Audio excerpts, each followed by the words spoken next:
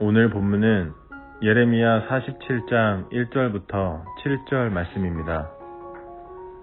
바로가 가사를 치기 전에 블레셋 사람에 대하여 선지자 예레미야에게 임한 여호와의 말씀이라. 여호와께서 이와 같이 말씀하시되, 보라, 물이 북쪽에서 일어나 물결치는 시내를 이루어 그 땅과 그 중에 있는 모든 것과 그 성읍과 거기에 사는 자들을 휩쓸리니 사람들이 부르짖으며 그 땅 모든 주민이 울부짖으리라. 군마의 발굽소리와 달리는 병거바퀴가 진동하는 소리 때문에 아버지의 손맥이 풀려서 자기의 자녀를 돌보지 못하리니, 이는 블레셋 사람을 유린하시며 두로와 시돈에 남아있는 바 도와줄 자를 다 끊어버리시는 날이 올 것임이라. 여호와께서 갑돌섬에 남아있는 블레셋 사람을 유린하시리라. 가사는 대머리가 되었고 아스글론과 그들에게 남아있는 평지가 잠잠하게 되었나니, 내가 내 몸 베기를 어느 때까지 하겠느냐. 오호라, 여호와의 칼이여, 내가 언제까지 쉬지 않겠느냐. 내 칼집에 들어가서 가만히 쉴지어다. 여호와께서 이를 명령하셨은즉 어떻게 잠잠하며 쉬겠느냐. 아스글론과 해변을 치려하여 그가 정하셨느니라 하니라. 아멘. 46장에 애굽에 대한 예언을 지나서 오늘 47장에서는 블레셋에 대한 예언을 하십니다. 이 블레셋이 어떤 나라였습니까? 이스라엘과 늘 싸우고 이스라엘을 괴롭히던 대표적인 나라가 블레셋입니다. 그런데 블레셋에 대해 하나님께서 선지자를 통해 예언을 하신다 라는 말의 의미가 무엇일까요? 그 하나님의 통치 안에 블레셋도 들어있다는 의미입니다. 블레셋 사람들을 포함해 대부분의 나라 사람들은 생각했습니다. 우리나라는 바알이 지배하고, 이스라엘은 여호와가 지배하고, 애굽은 태양신이 지배하고, 다들 그렇게 생각했죠. 그러나 그것은 사실이 아닙니다. 여호와 하나님께서 세상 모든 나라를 지배하십니다. 예레미야 46장부터 그 이후에 나오는 열방에 대한 예언은 바로 그 사실을 우리에게 말씀해 줍니다.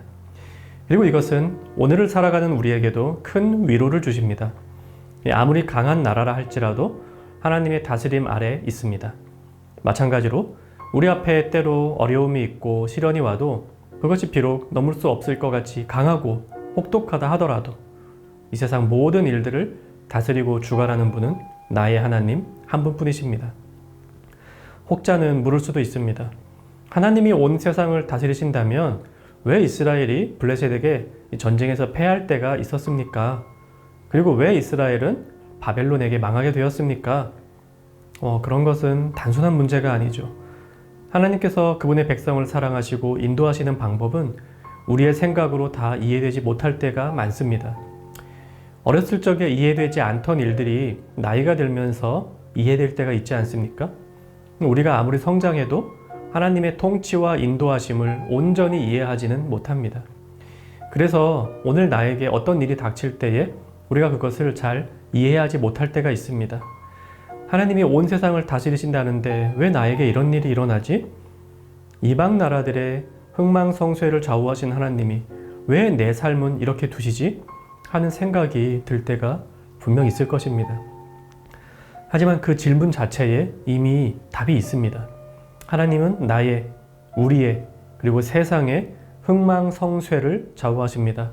흥할 때와 망할 때, 성장할 때와 쇠락할 때를 모두 인도하시는 것입니다. 그래서 때로는 기쁨이, 때로는 슬픔이, 때로는 웃음이, 때로는 눈물이 일어나는 것이 우리 인생입니다. 여러 나라들에 대한 예언을 하시면서 하나님은 우리가 이 사실을 알기를 원하십니다. 요나 선지자는 왜 하나님께서 니느웨를 살리려고 하시는지 이해할 수가 없었습니다. 마찬가지로 많은 이들이 왜 하나님께서 이스라엘을 망하게 하시는지 이해하지 못했고 그 사실을 받아들이지 못했습니다. 하지만 하나님은 이방 나라 니느웨도 사랑하신다는 사실을 보여주셨고, 하나님의 백성 이스라엘이라 할지라도 언약을 어기고 우상을 숭배하면 망한다는 사실을 보여주셨습니다. 우리의 삶에서 일어나는 일들도 복잡하고 다양합니다. 그런 모든 일들을 매번 다 이해하기 위해 설명해 달라고 애쓰기보다는 말씀을 통해 하나님의 통치 원리를 배웠으면 좋겠습니다. 그것은 바로 하나님께서 나를 사랑하신다는 사실, 그리고 나를 구원의 길로 인도한다고 하는 사실입니다. 이 사실을 믿고 확신할 때에 우리의 삶에는 평안이 찾아올 것입니다. 그렇게 내 삶을 주관하시는 하나님을 인정하고 나면 내가 걸어갈 길, 내가 인정하고 수용해야 할 일들이 눈에 보입니다. 그러고 나면 그분의 말씀을 사랑하게 되고 그것을 따르게 되고 그분께 순종하게 되는 것입니다. 우리 함께 오늘 말씀을 생각하며 기도합시다. 역사를 주관하시는 분, 내 삶을 주관하시는 분이 하나님 한 분뿐이라는 사실을 늘 기억하게 하소서. 하나님은 나의 희노애락을 모두 아시며 나와 늘 함께 하신다는 사실에서부터 위로와 평안을 얻게 하여 주소서. 역사의 흥망성쇠를 주관하신 하나님은 내 삶의 희노애락도 모두 아십니다. 이해되지 않는 일 앞에서도 하나님의 통치를 믿고 바라며 기대하는 청년 가족이 되기를 간절히 바랍니다.